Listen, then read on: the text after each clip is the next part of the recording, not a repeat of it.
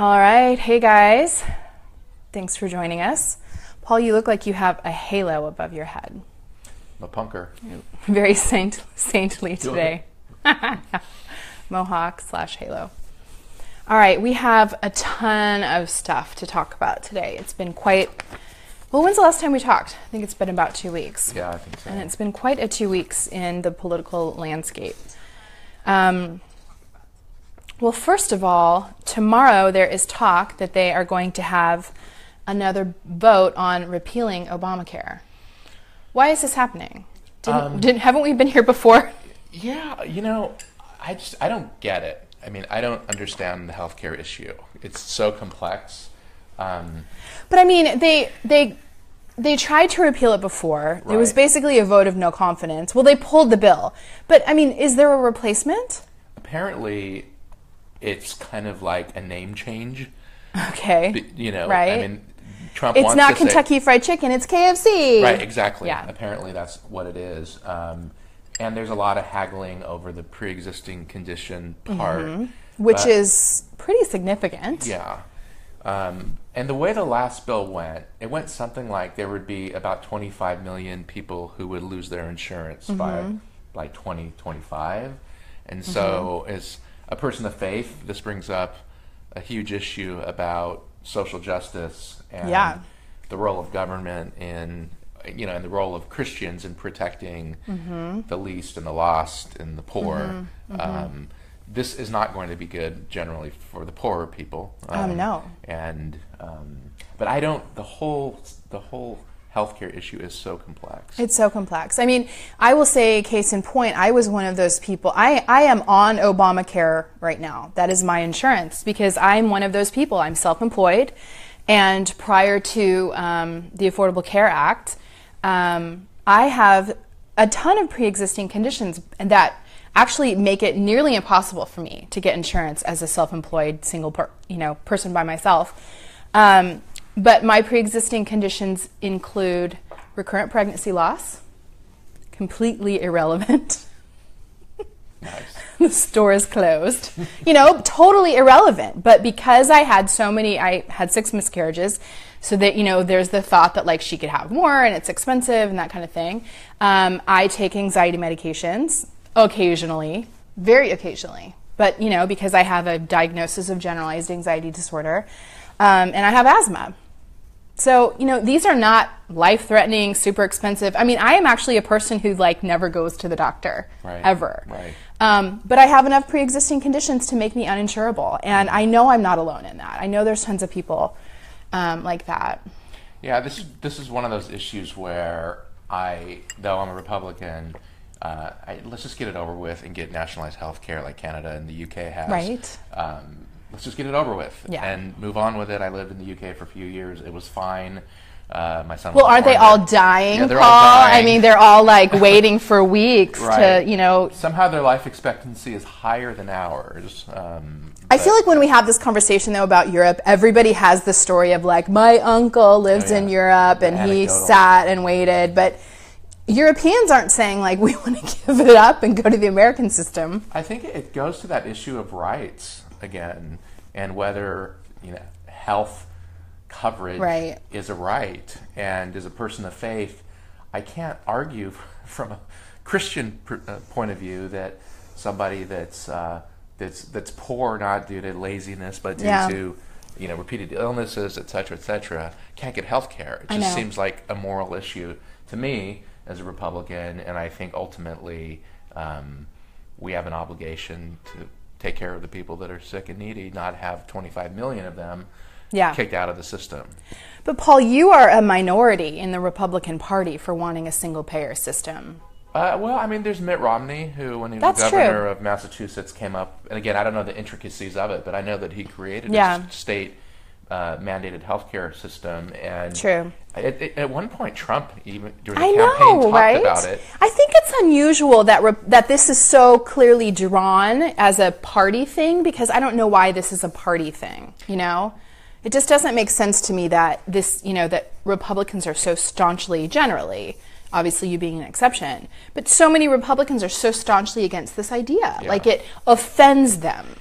What I remember, I was self-employed from like in the early 2000s, and I remember like 2001 to 2002, 2003, 2004, 2005, paying my own health insurance. And I remember George W. Bush was the president, and I remember as a Republican that voted for George W. Bush the first time. So did I. I remember my rates going, I just get a letter from Blue Shield or Kaiser or whoever it was. It seemed like every 3 months. And I remember saying, your insurance has gone from $380 to $450, and then a couple months later, it's gone from $450 to $510. And over the course of like 3 or 4 years, my premiums went from 300 and something to like $900. Yeah. And that was under a Republican president. Right. And one of the intellectual problems I have with many Republicans is they seem to forget that that happened during Bush's reign. Right. It's Obama's problem. Right. And I just, again... Well, just as they don't like to talk about abortion rates under Republican presidents. Yeah, I'm not really partial to party. The system is broken. Yeah. And whether a Republican or a Democrat's president, I still think the system remains broken. But I think we have an obligation to people who are poor to make sure they have coverage. Children. I completely agree. Well, speaking of party lines, one of the things we wanted to talk about is Nancy Pelosi made a recent statement about the fact that she really doesn't think that Democrats should push out pro-life Democrats. There was a big brouhaha a couple weeks ago where Bernie Sanders had endorsed a candidate, Heath Mello, who's running on the Democratic platform. Bernie Sanders had endorsed him, but he is a Democrat who is or was pro-life. And people were outraged. And I do definitely get this sense, and it was true with the Women's March too, when they sort of pulled sponsorships from any kinds of pro-life groups. There is this sense that in order to be liberal, in order to be progressive, in order to be a Democrat, you have to be, pro-choice. Pro-choice. And I think that that's really problematic. Interesting. Well, why? Well, first of all, I think, and I truly believe, and I know we're both entrenched in Christian circles, I truly believe the abortion issue was one of the linchpins of this last election. Absolutely. I know so many Christians who voted for Trump with, hands over their eyes, like they didn't want to do it, but they are single issue voters. It's a morality vote. Supreme Court, abortion, right? And I will say personally, I am personally and spiritually pro-life, but I am politically pro-choice, meaning I don't want to have an abortion and would not. But I think that it should be, I don't think it should be outlawed. I don't think I should legislate my personal morality onto other people. But my opinions aside, I think that if there was a more welcoming spot for pro-life people in the Democratic Party, I think more people would have voted for Hillary. I really do. If they were more welcome, I think more people would shift over. I think Christians are fed up with the Republican Party and with Trump, and I think if they saw a more inclusive party on this issue, they would come over. And I liked what Nancy said. This was what her quote. She said, this is the Democratic Party. This is not a rubber stamp party, which I agree with, but I tend to be more independent. And then she referred to her background growing up in a devout Catholic family, and she said they were staunchly Democratic, but most of those people, my own family, are not pro-choice. I'm not kicking them out of the Democratic Party. Yeah, that's great. Yeah, and I agree. Another area where Catholics tend to be much more able to nuance political issues.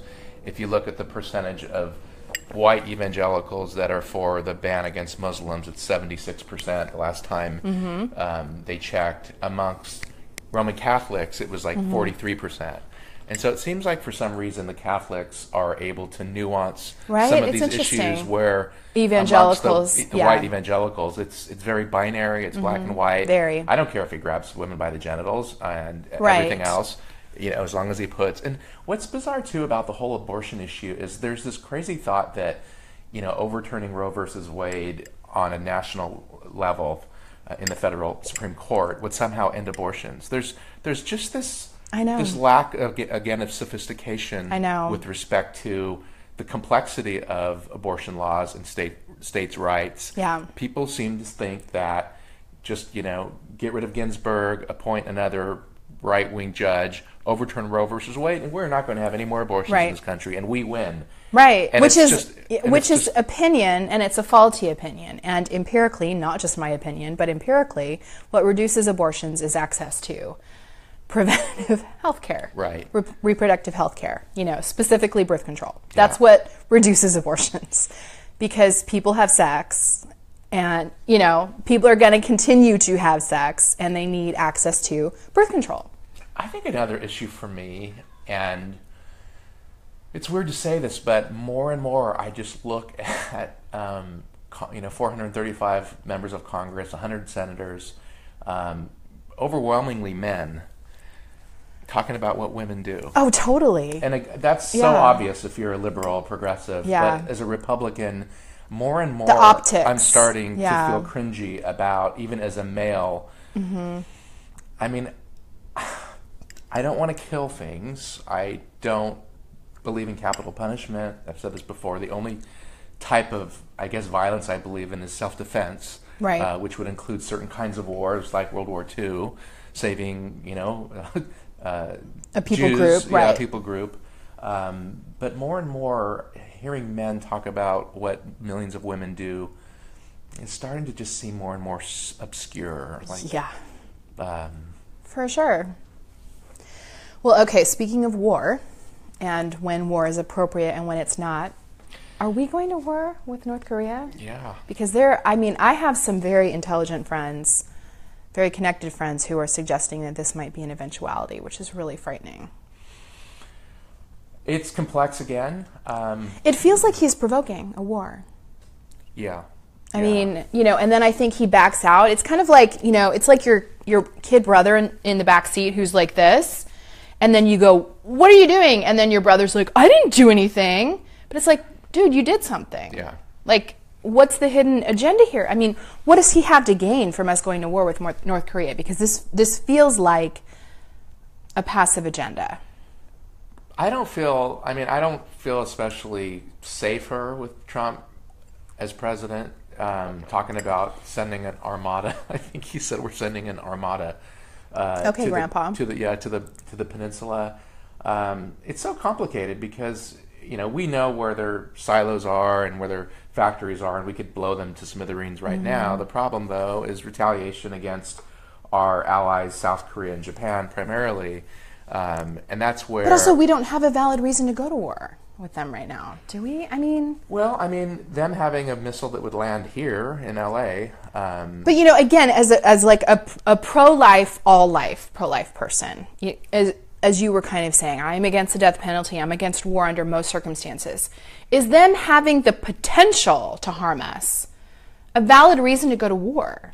It's not saving a genocide, or it's more like a penis contest. Like, I don't know. I think it gets to the stability of the country, and clearly in the case of North Korea, you have a country that lets millions and millions of its citizens starve so they could continue to spend countless billions of dollars. But if that's the criteria, we would be going to war with 20, 30, you know what I mean? I don't know. Like, if a fascist dictator who allows people to starve is the criteria. Well, yeah, but there's the treaty. I forgot the name of it. Yeah, the treaty that's in place that says no one else can get nukes. We don't need any more countries to have nukes. And so, no, I hear you. So you have Iran and you have North Korea. Yeah. These countries. Iran, I think, less so than North Korea. It's a total totalitarian, crazy man who just had his brother murdered.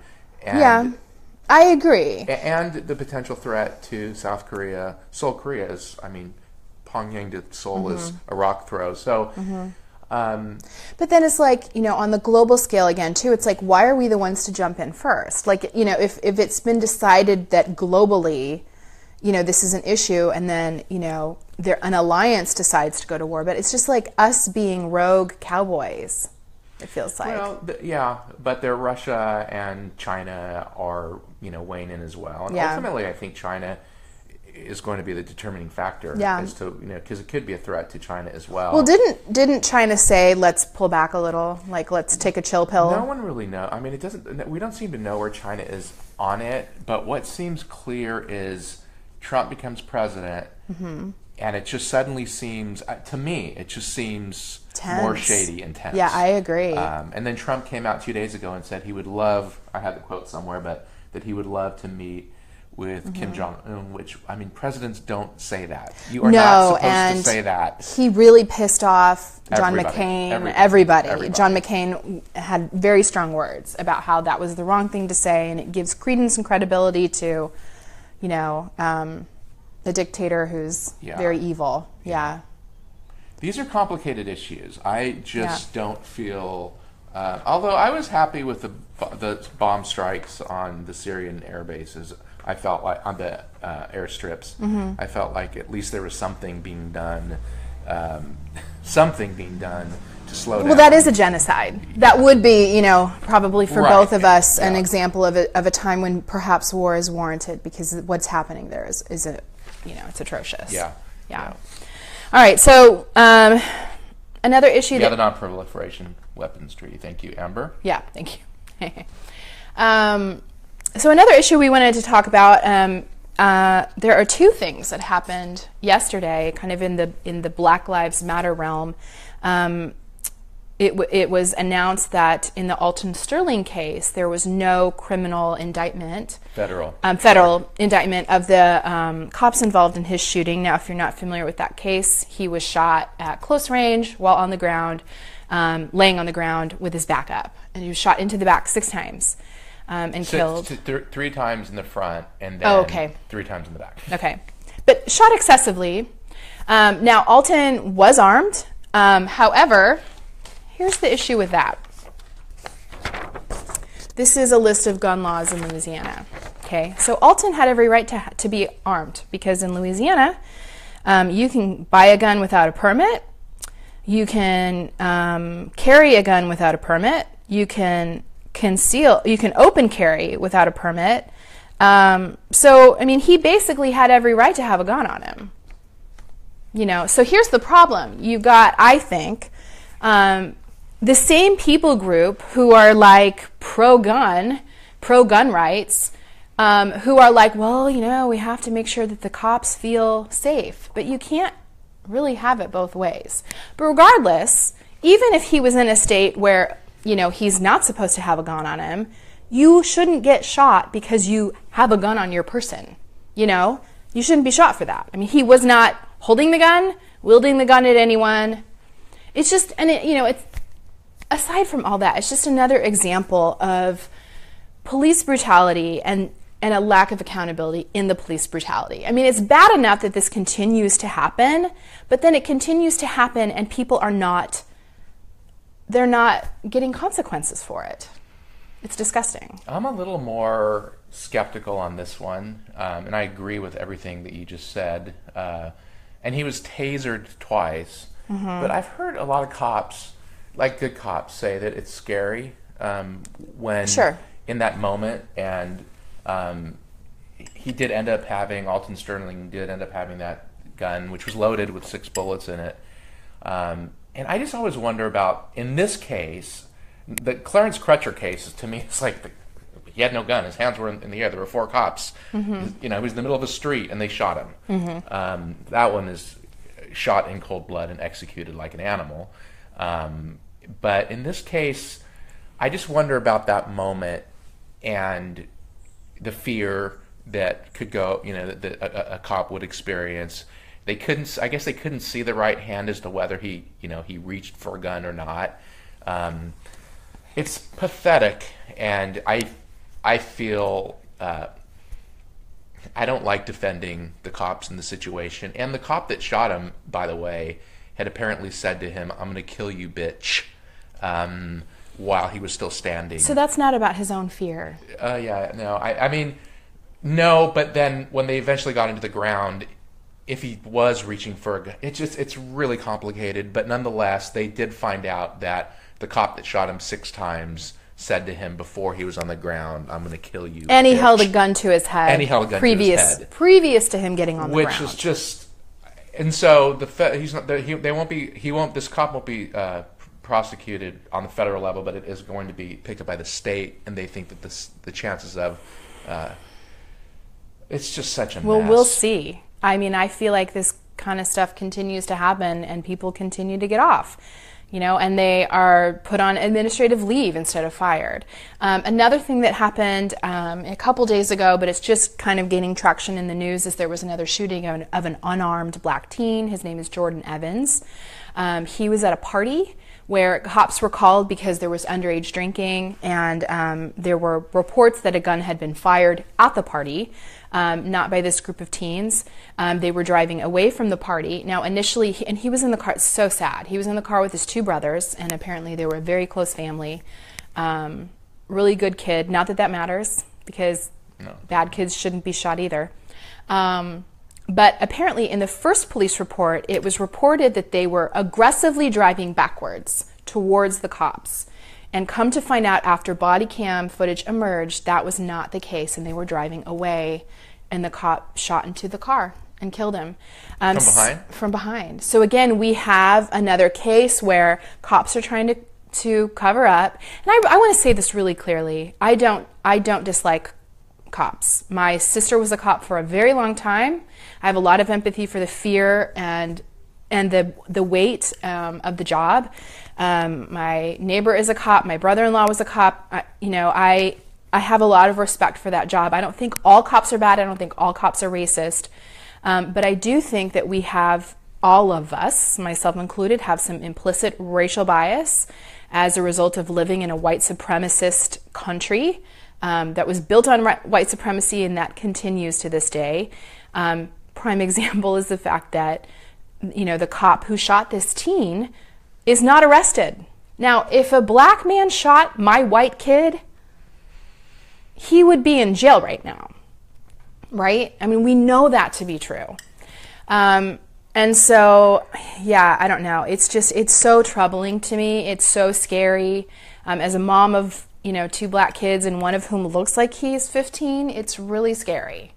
And I think that police need to, law enforcement really needs to come to terms with racial bias in the armed forces and do a ton of training on that. And what happens in the heat of the moment, implicit bias is a real thing. Harvard has studied it extensively. Yeah, we all have it.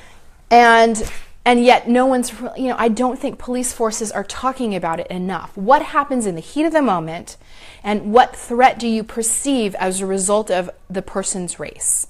And consistently, black people are perceived as more of a threat. And that is why black boys are being gunned down, bottom line. Yeah. And it's just so sad and so disgusting to me.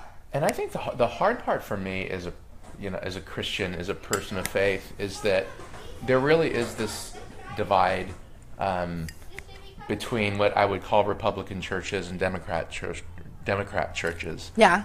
It's a term. It's a book maybe I want to write, because it just seems to be the case that you have Republican churches. They would never call themselves that. No. They're not political, but even the word racism would not show up in a sermon once a year. Just even that word. Mm-mm. And if it did, it would be a nice sermon about racial reconciliation and acceptance. That's right. I think racism might show up, but white supremacy, white privilege, those terms would not show up. Implicit bias. You know what I'm saying? Yeah, I mean, you're more optimistic than me, because in all my years, when Clarence Crutcher got shot, I'm sure the black churches, certainly the Democrat churches, were saying this is a national tragedy. This man who had 4 kids was gunned down with his hands in the air without any weapon on him. In the Democrat churches, so to speak, it was a national tragedy. Right. In some of the local churches around here, I guarantee, there was I agree. One local church did a sermon on money that day. I was told, and that's great to do a sermon on money, but there just doesn't. And so, what the Christian part of me wonders, where's the outrage when it comes to xenophobia, racism, bigotry, prejudice, the very things that Jesus, if he did anything, he seemed to be one embracing the very people who were being persecuted. And it's the pink elephant in the room with the Muslim ban as much as this recent shooting. It's silence. I think what you're saying, we have talked about this, and this seems to be a reemerging theme. And we probably should write a book on this thing. But I think for so many Christians, nationalism is still above Christian. Yeah.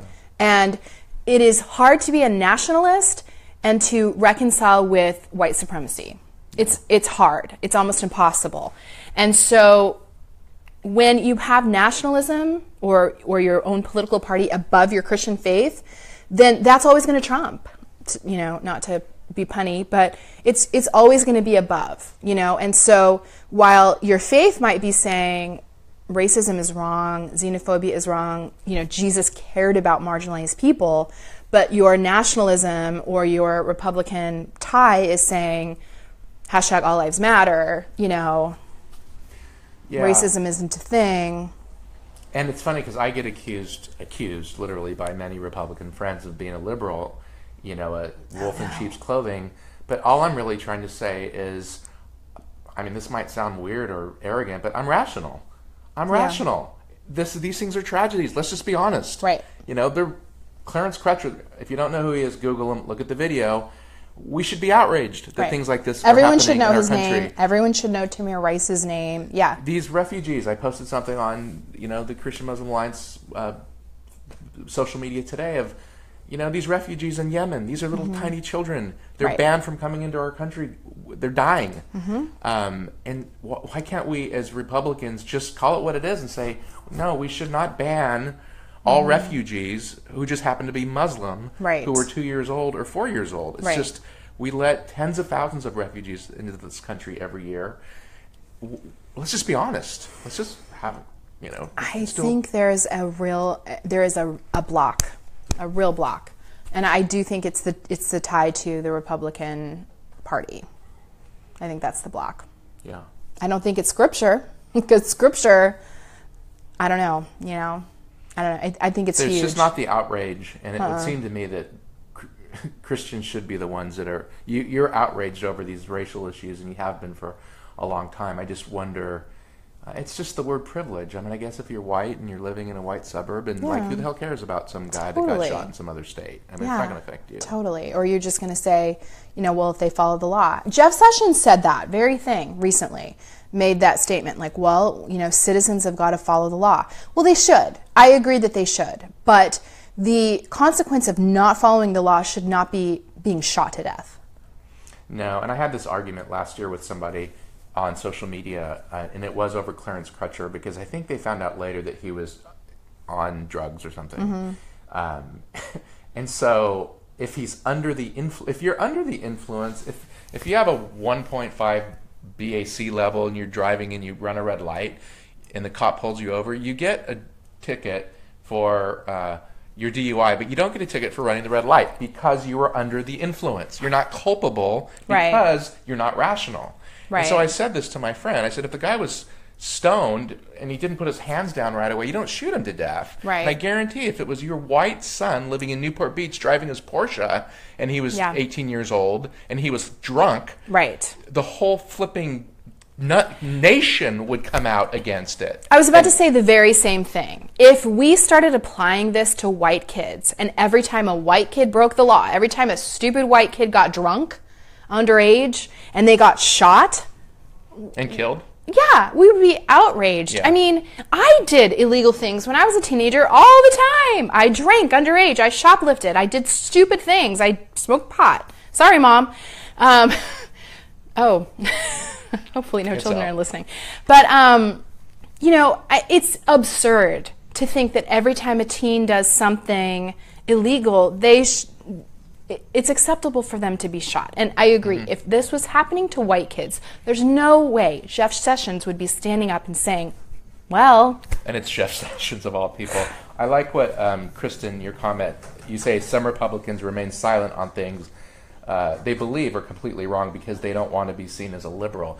And that is a really good point. And I don't, I guess that's I don't get that, the price but you pay for I being agree. For being a moderate. You just, you know, it's like this issue with the Democrat that was pro-life. Like, I guess I get in trouble, but I'm going to be honest with myself about issues of ethics or morals. Go ahead, call me a liberal, for being anti-race racism. And also, who cares? I mean, I don't know. Personally, I think Jesus was a liberal, so if somebody calls me a liberal, I'm like, bring it. I don't care. Great.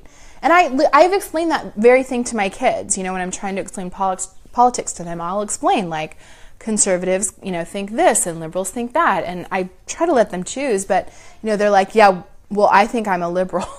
I don't know why that has become a bad word, especially in Christian circles. The liberals are smart, though. They changed it to progressive. It sounds so much better. Yeah. I think there's a small difference, but... Oh, is there? Yeah, I don't know. Another episode. Yeah, exactly. All right, well, I think we've covered just about everything. Yeah. Lots this week. So much. All right, thanks for joining us. Hit us up in the comments and keep watching because we will be doing another one shortly.